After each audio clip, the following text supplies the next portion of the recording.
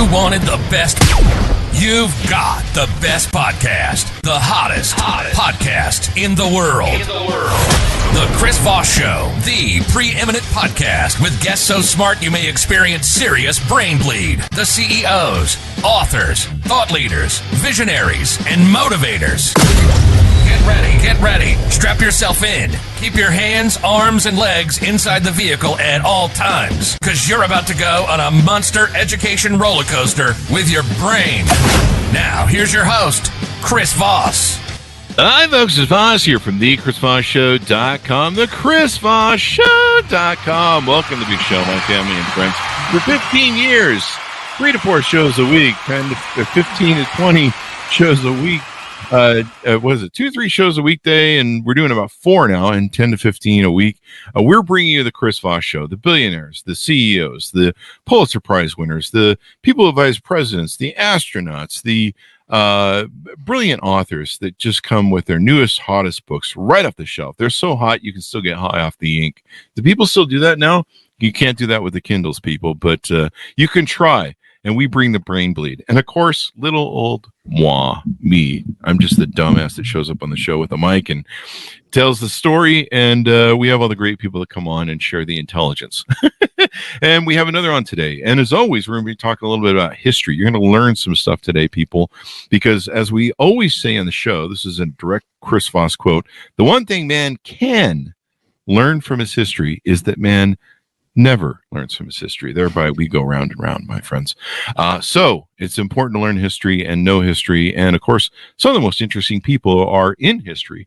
Because, I don't know, the politicians and people nowadays are kind of boring. They just all seem to be little robber barons or whatever. But maybe they weren't that different in the old days. So we're going to get into it. But in the meantime, we would appreciate and love you forever. The Chris Voss Show is a family that loves you but doesn't judge you. But if you want to get even more love, if you want to enter the realm of loviness of the Chris Voss Show, please refer the show to your family, friends, and relatives. Go to goodreads.com/Chris Voss, youtube.com/Chris Voss, linkedin.com/Chris Voss, and Chris Voss 1 on the tickety-talkie, where all those kids are doing the dancing and stuff, and somewhere we're on there trying to be relevant, but it's of course not working. Okay, boomer. I'm Gen X. Anyway, we have an amazing gentleman on the show. He's written a host of just a plethora, not just a host, but a plethora of an amazing books of history and figures in history and everything else. I'm just going to be delving into his history books after the show, because there's a bunch that we talked about in the pre-show I want to read. Richard Aldous joins us on the show with us today, and his latest book just came out October 2nd, yesterday, 2023. Congratulations, Richard. His newest book is called The Dillon Era, Douglas Dillon in the Eisenhower, Kennedy, and Johnson administrations. We'll be talking to him about this amazing history, this interesting man, and what we can learn from him and what we can probably learn not from him, because man never learns from his history. See what I did there? I fell back to that thing. Richard Aldous is a historian of British and American politics and culture. His 10 books include, and along with 3 co-edited, Schlesinger, The Imperial Historian, Reagan and Thatcher, The Difficult Relationship, Macmillan, Eisenhower and the Cold War, and a dual biography of Gladstone and Disraeli, lives of Malcolm Sargent and Tony Ryan, and most recently, the new book, The Dillon Era. He teaches at Bard University, where he's the Eugene Meyer Professor of British History and Culture. He is a founding member of the editorial team at the American Purpose magazine and presents its weekly Book Stack podcast. I'm going to check into that. He writes regularly for publications including the Wall Street Journal, the Washington Post, the New York Times, has made numerous appearances on CNN, Spectrum News, Fox News, the BBC, RTE, and other broadcasts. And he's a fellow of the Royal Historical Society. I feel like I need to say that in a British accent. And now he reaches the pinnacle of his appearances on media on the Chris Voss Show podcast. Welcome, show, Richard. How are you? I'm good. Thanks so much for having me, Chris. I'm strapped in and I'm ready to go. There you go. All right. Well, sounds good then. It's not an OnlyFans show. Keep that in mind. I don't know what that means. But thank you, Richard, for coming. .com, and we'll so people can look you up on the interwebs. So the best place to find me is at Bard, which is bard.edu. As you mentioned, I also host the Book Stack podcast for AmericanPurpose.com. So either of those places, that's where I am. You're strapped into the roller coaster of the Chris Voss show, ready for the brain bleed to come out of you. See, I can't even pronounce stuff. I've brain bled so much for all the amazing knowledge that folks like yourself put these books together. So give us a 30,000 overview of this new book, The Dillon Era. So this is the story of Douglas Dillon, who's the Treasury Secretary in the Kennedy administration. So far, you might think, okay, pretty ordinary politician. What makes him interesting is that he was a Republican in a Democratic administration. Wow. He'd also been in the Eisenhower administration, where he'd been at the State Department. In 1960, Kennedy goes up against Nixon. No one's quite sure who's going to win, but everyone thinks that if Nixon wins, they're going to give Dillon the Secretary of State job. Nixon loses, Kennedy comes in, and Kennedy offers him the Treasury Secretary. So he's an interesting character because we don't live in a particularly bipartisan age.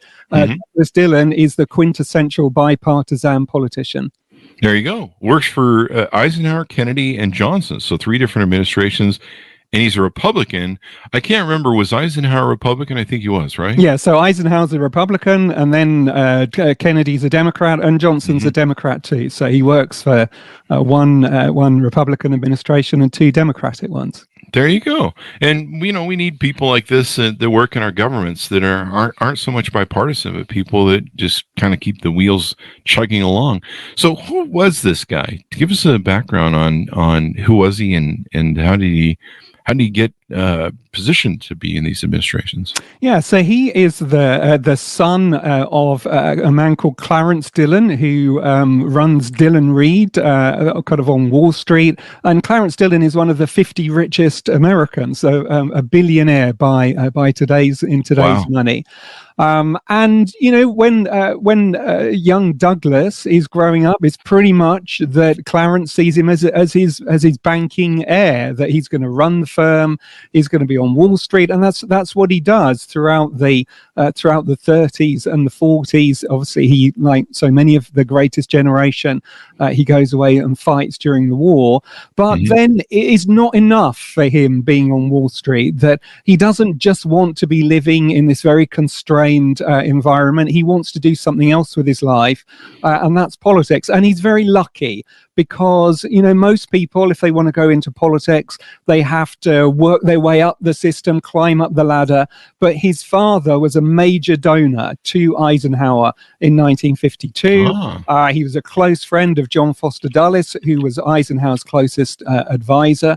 And as so often happens in the American political tradition, ambassadorships are one of the ways in which you reward your biggest donors. So Eisenhower offers the ambassadorship to Paris, to France, to Douglas Dillon, and that is his first political job. So he goes off to Paris, where he's ambassador, and with John Foster Dulles installed as Secretary of State. So he always has his protector there at the highest level.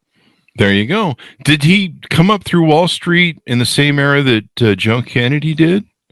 So he's younger than Joe Kennedy. That is when kind of Kennedy is around, and Clarence Dillon would be roughly a contemporary of Joe Kennedy.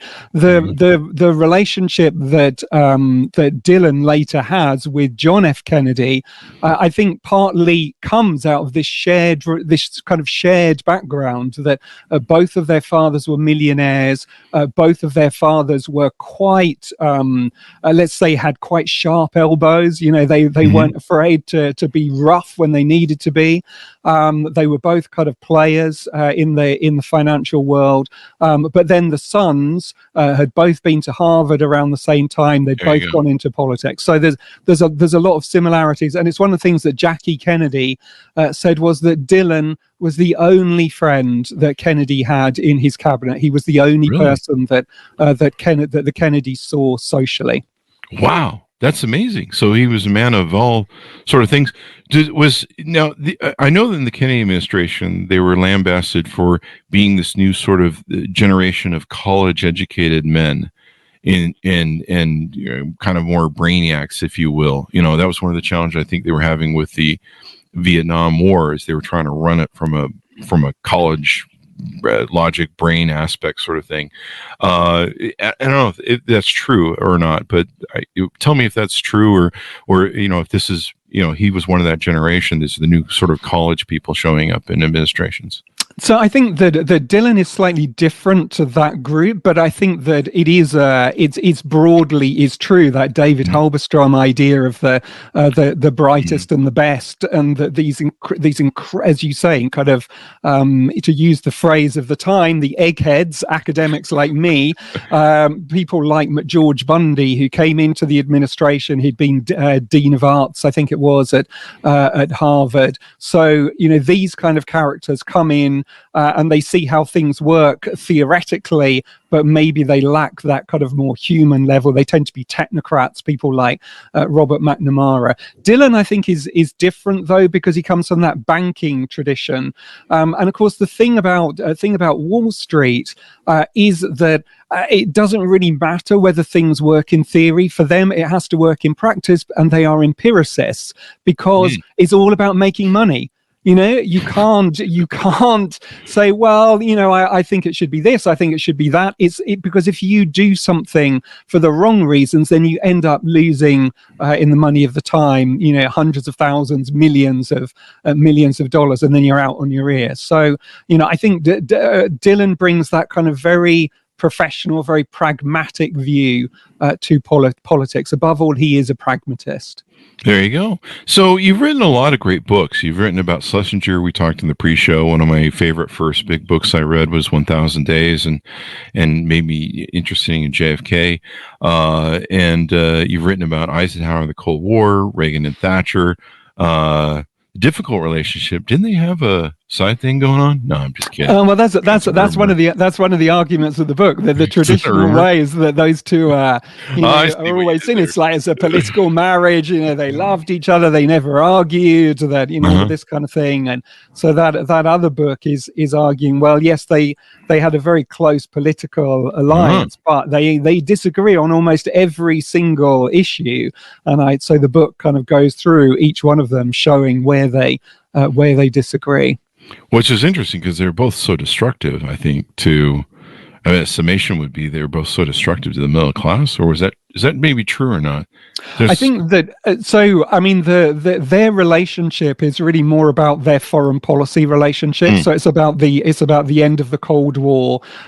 So the way in which, for example, Margaret Thatcher is the person who introduces Reagan to Gorbachev.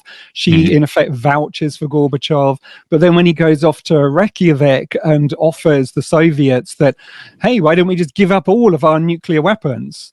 She kind of describes that as like an earthquake under her feet, and just goes completely ballistic with him. I think that it's a really, really interesting relationship between the two.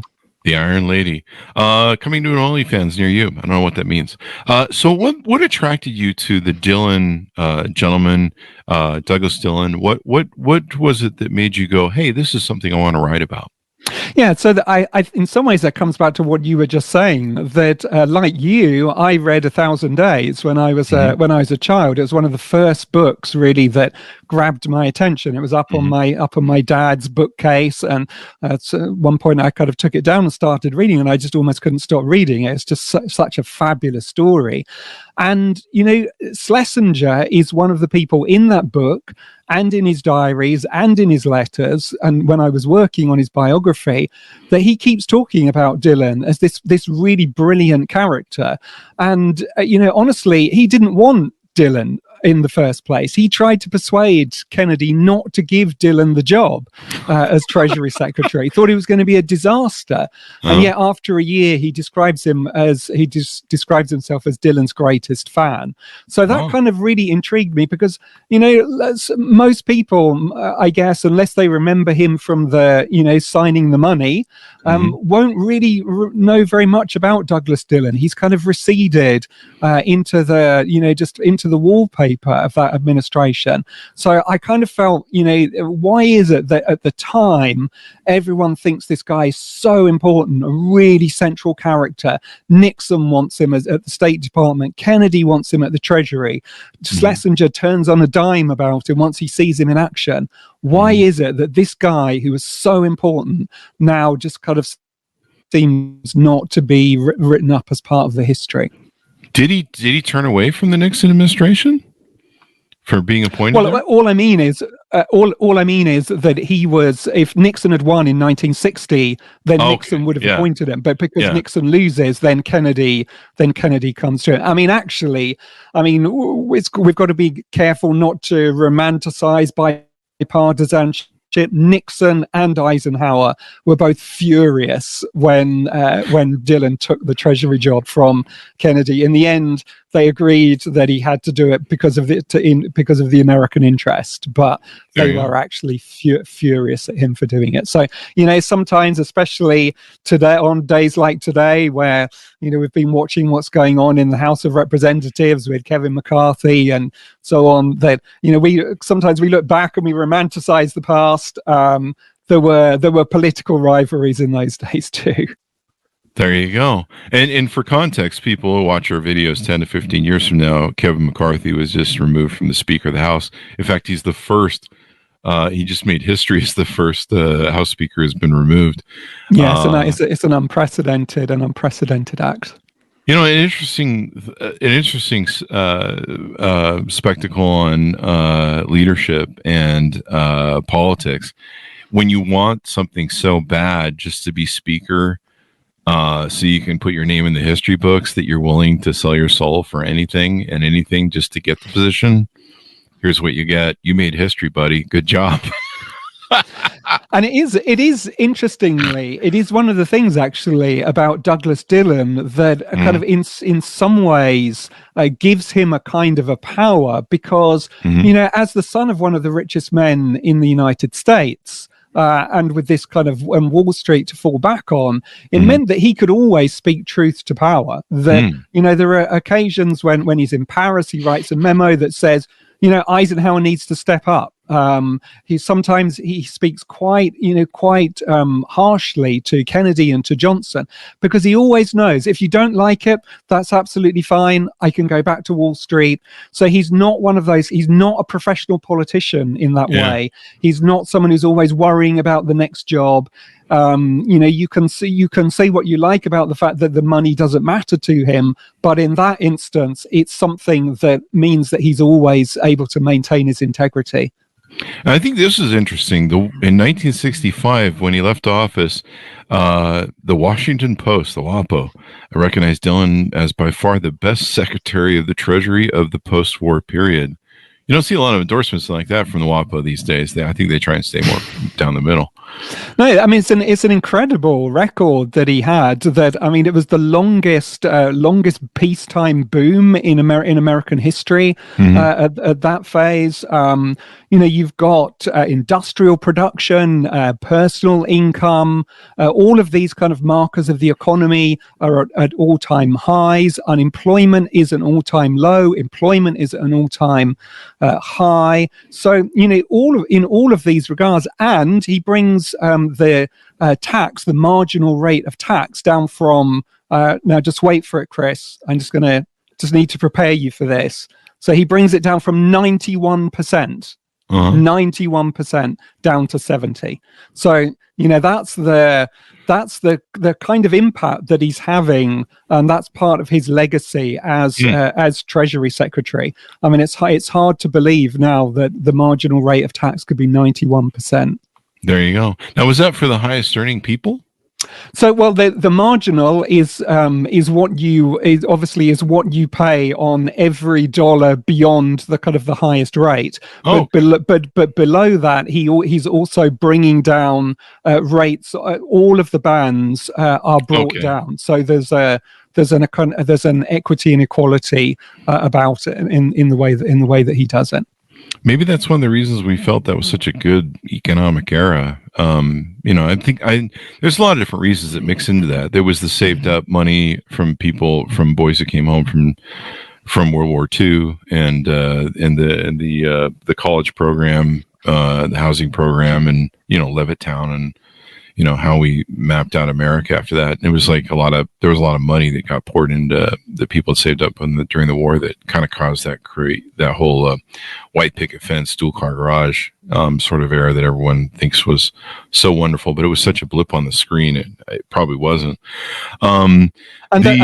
The other thing is that it is worth saying, though, is that when he came into office, they were predicting quite a deep recession. So, really? This kind of economic performance, I think, is generally regarded. Even people like Paul Samuelson, economist, I think he wins the Nobel Prize. Kind of says that history will. His phrase is something like "history will bow down to the memory of Douglas Dillon." Of course, one of the results of that is what you referred to right at the very start. That it means that all the money is there for the Great Society, and also for the Vietnam War. And it's those things that then begin this kind of period of economic difficulty and particularly high inflation that runs through from the late 60s through into the 70s. There you go. A very interesting thing on politics. I suppose, I don't know, do we need more money men in business in politics, or do we need more career politicians? Which do you think there's a better way, or is it just dependent from man to man? I think that politics is actually best when you get as wide a range of people involved, when politics represents society. One of the problems with the professional politicians is that, they tend to all be very similar. I think we've moved away from a kind of an earlier period, and this is not just the United States, but it's, across the Western democracies too, that kind of tradition of working class politicians coming from the shop floor to Congress and kind of representing the interests of the working class, that has gradually diminished over time. And I think that on the other side, you have this sense of kind of politicians constantly having to think about raising money. That politics has become so expensive that it makes it more and more difficult for individuals to kind of stand on their principles, because they're always having to look over their shoulder and think about donors, think about challenges, raising money for campaigns, and so on. So I think that what you might describe as the kind of the ordinariness of politics has really declined over the last 50, 60 years. And rulings from SCOTUS like Citizens United and a few others that made it so you can buy your politicians. You can buy your SCOTUS thing evidently now. If you're a billionaire, you can own your own SCOTUS member. Just buy your own judge, really, when it comes down to it. I think that personally, I think we always have to be careful with kind of one of the other problems around the difficulties with politics is that we're always saying that Washington is broken, that politics is corrupt, that the Supreme Court is corrupt and can be bought. And I think that that kind of degrades the political process as well. That there have been whatever about the kind of the individual cases and individual decisions of the Supreme Court, it's still consistently over the course of American history has been one of the essential bulwarks to defending democracy and the vision of the founders in this kind of division of power. So it's a really, really tricky balance, I think. And I agree with you. It's we throw a lot of jokes around the show and a lot of segues into different things. Sometimes it's easier to do the cheap joke. There are a lot of people, as you mentioned, that pick up on that and they just throw up their hands and become agnostic. They just don't care and they don't vote. And they're like, why should I vote? Because, like you mentioned, there's so much that is bad. But actually, and we talk about this on the show from time to time, the problem is the people who don't vote in this country.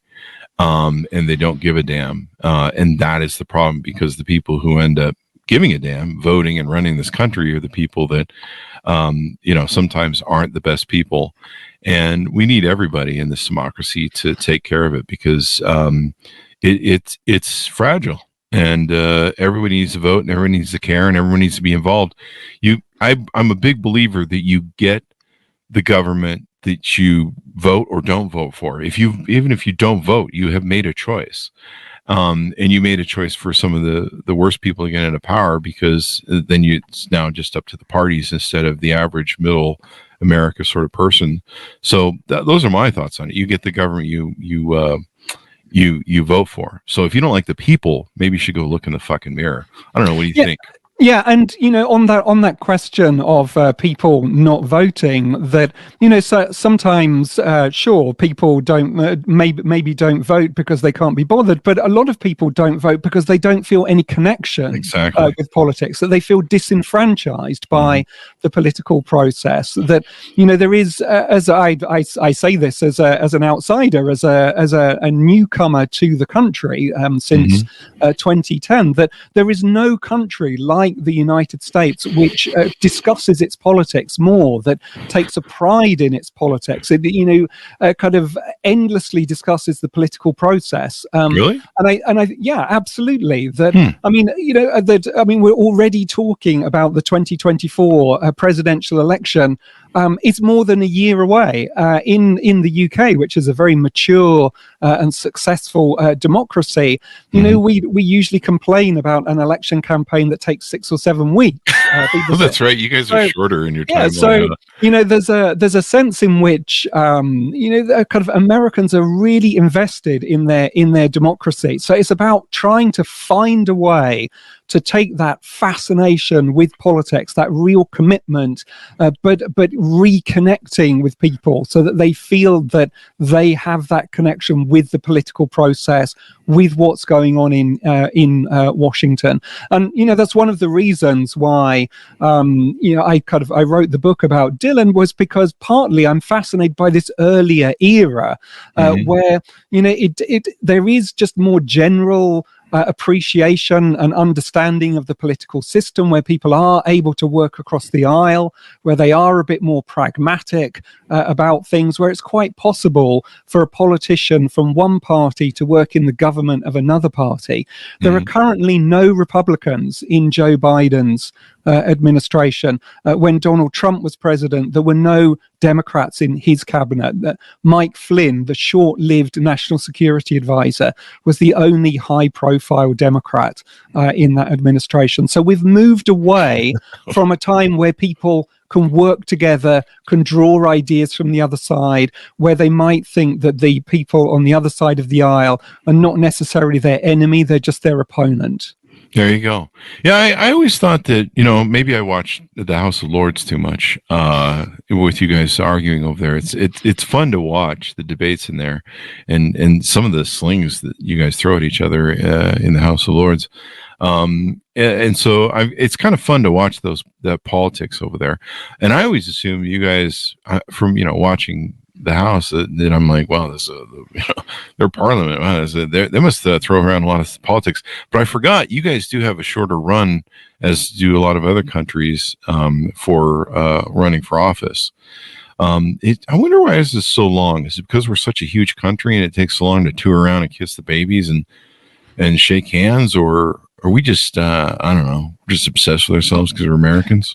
I don't think it's that you're obsessed with yourself, but as I say, you Americans, it seems to me, are obsessed with politics. That you love politics, you love the game, and that, let's face it, it's not just Americans, is it? We're all, the whole world is fascinated by the presidential election, partly because it's to elect the most powerful person, office holder in the entire world, but also because presidential election is a blood sport. That at the end of the day, you go through this process, you see people that you think are absolutely brilliant just wilt before your eyes. Yeah. And at the end of the day, it comes down to this kind of gladiatorial combat, where it's just the representative of one major political party versus the representative, the nominee of the other major political party, and they just go hell for leather at each other,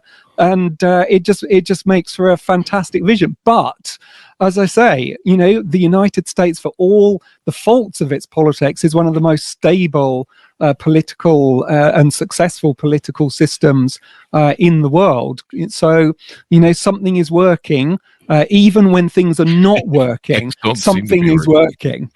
There you go. And people don't realize that. I mean, we have a democracy that's fraught with all sorts of stuff. Yeah, it's fragile. Yeah, it's still, a lot of people assume that when it says the democracy or the Constitution that we're a perfect union. No, it's that we're moving towards a perfect union, which will probably always be moving towards a perfect union. President Obama said it best: we zig and we zag and we go back and forth, and sometimes we go really back this way and over this way hard, but it's still one of the best things for democracy in the world, and I think the best experiment for the spirit, the idealism of the human spirit. I think what's really, when I used to look at the USSR when I was growing up, I'm kind of dating myself. Gen Xers, Gen Zers are like, what's the USSR? We used to hide our desks. Us Gen X people have to stick together. Yeah, we do. The greatest generation ever. But when I used to look at the two of them as an entrepreneur, I realized that capitalism was really about the spirit of the human spirit, the potential that you could do anything and be anything, and the communism was really about just pushing down, controlling, and containing human spirit and the ideal. And I think that's why we technically won, or at least I think we won. I guess we have to wait a few hundred more years to see if we won, get as far as the British, 1,000 years down the road. So give us your final thoughts in your book, what you want people to remember, and pick at the book as we go out. Yeah, so I think there are two things. The first thing is just to kind of be interested in this guy. That this is somebody who made mistakes, yes, but was a really serious figure from the time, and partly because of what happens at the end of the Kennedy administration with the tragedy of the assassination, and then the myth of Camelot, and then we're straight into Vietnam. That he's just been forgotten. So he's an underappreciated figure, but one who I think is worthy of investigation. And then the second thing to take away from it is that this book is an illustration. It's an example of when politics was done differently. And it's not saying that politics was done perfectly during that time. You only have to look at segregation in the South to realize that this was not a perfect society or a perfect political society. Far from it. But there was a way in which politics was done, a kind of pragmatism, a kind of evolving towards social progress that I think is worthy of revisiting, just because it gives such a stark contrast to the way in which our own politics are conducted today. There you go. We need a little more sanity, more people that are working down the middle. I think this, like you say, this is great that the gentleman's working with both sides of the aisle. We need more of that. And as you said, today when we see the extremists in the House of Representatives literally overthrowing a Speaker of the House because they can't get their way, and being able to do that, I mean, just with 4 votes that they had at their disposal, I think he lost by 6 in the House. I noticed Pelosi abstained, or she wasn't in the House chamber at the time, which I thought was kind of interesting. I was waiting to hear her vote. But the fact that, the extremists of a party can overthrow their speaker is kind of, it's kind of scary, because you're like, geez, we've seen populism rise around the world. I believe, who is it just elected a populist leader in Slovakia? I think just Slovakia, that's right. And yeah. Italy has a populist far right leader as well, and Hungary too, Viktor Orban, Hungary. To be noted, it's the original party in Italy of Mussolini. So there you go. And evidently, a lot of Europe is leaning that way. So there you go. But yeah, it's a scary time in history and interesting. So the more we can, as I said before the show, the one thing man can learn from his history is that man never learns from his history. So please, for the love of God, people, buy history books and learn from them. Thank you very much, Richard, for coming on the show. We really appreciate it. Give us any .coms you want people to look you up on the internet, please, sir. Yeah, so it's bard.edu, which is Bard College, and AmericanPurpose.com, where I host the Bookstack podcast. There you go. Thank you very much, Richard, for coming on the show. This has been really fun, and I'm going to look forward to your book, and I'm going to go grab that Schlesinger book, too. I'm really into that. Yeah, thanks so much for having me, Chris. It's really been a blast. Thank you. And thanks to our audience for tuning in. It's always a blast to have you guys as well. Go to goodreads.com/Chris Voss, LinkedIn.com/Chris Voss, YouTube.com/Chris Voss, and Chris Voss 1. Be good to each other. Stay safe. And we'll see you guys next time. And that should have us out. Lots of fun.